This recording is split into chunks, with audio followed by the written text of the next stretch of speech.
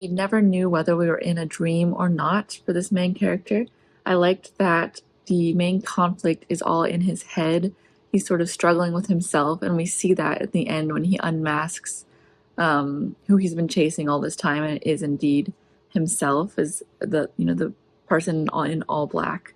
Um, I like that we get into the mind of our protagonist and follow his inner turmoil and his inner trauma, and we see where that comes from in the flashbacks with his brother.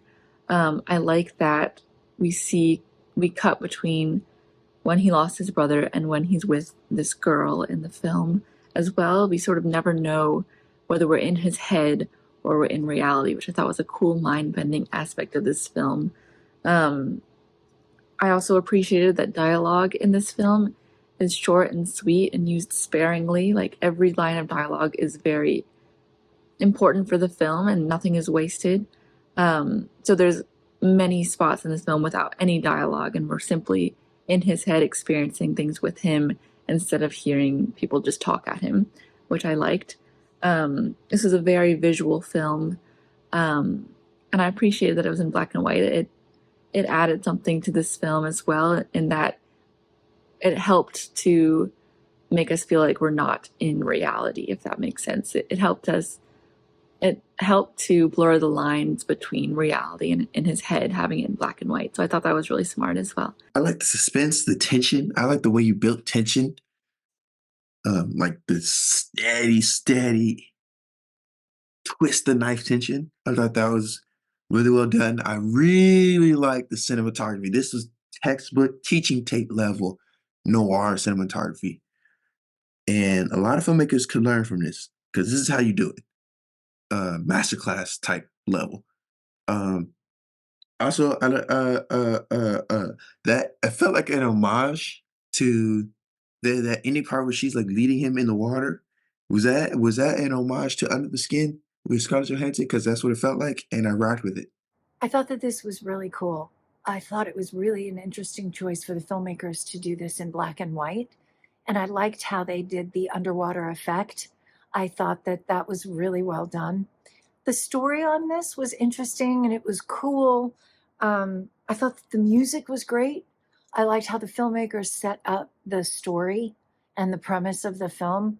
Some of the things that stood out in this piece for me were the choice to make it black and white. It made it feel very nostalgic, sort of like Dick Tracy type of detective film, but not all the way there. So I was very curious as to why that choice was made. There was also, I noticed that I had a hard time deciphering what was reality for this man and what was not. So the woman in the ocean, did she represent a siren? Is she represent some sort of force that's pulling him into the ocean? Or is this really a person that's helping him get over his fear? Not really clear. I put my money more so on this is in his mind, imagination. Um, because we see the person he's been chasing this whole time, he discovers that it is himself. So I do think it was interesting trying to decipher what is his reality and what is the manifestation possibly of his trauma and guilt. And I think that a lot of this was more so of a manifestation. What I wasn't clear about was how long ago it happened. I got the sense that it happened a really long time ago, but I also got the sense that something tragic happened recently. So that wasn't clear to me, but I would have loved a little bit more clarity on like why this man was going through this trauma today.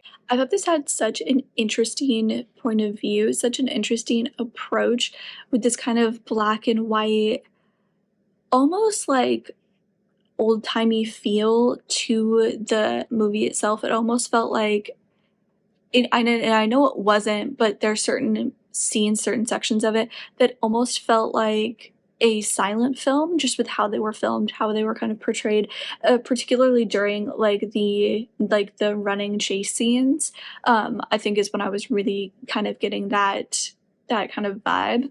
And then to obviously because it wasn't a silent film, so then to kind of get then the two of them in this kind of buddy cop type of environment, like at a bar. It's all very classic. It's all kind of a throwback to a different time. And I really liked that they did that. I thought it fit really, really well. And I thought that all of those kind of aspects were really, really well done. And then you have this kind of other element to it where it's like this kind of ethereal, other worldly almost. We don't quite know if he is hallucinating. You don't quite know if somebody's actually there. You don't really know where the bounds are and what's going on. And then like the beauty disappears, but then the guy pops back up, and there's more chase and things like that. I really liked their approach to it because also like he'd been drinking, so you really kind of don't know, and I like that they kind of blurred the lines for the audience as well as the character. I think that was a really fun and interesting way to kind of go about it, especially because like yes, she disappeared, but like she also appeared kind of rapidly as well. No idea really what's going on there, and the level in which he is kind of absolutely losing touch with reality, it seems. So I thought it was really, really intriguing.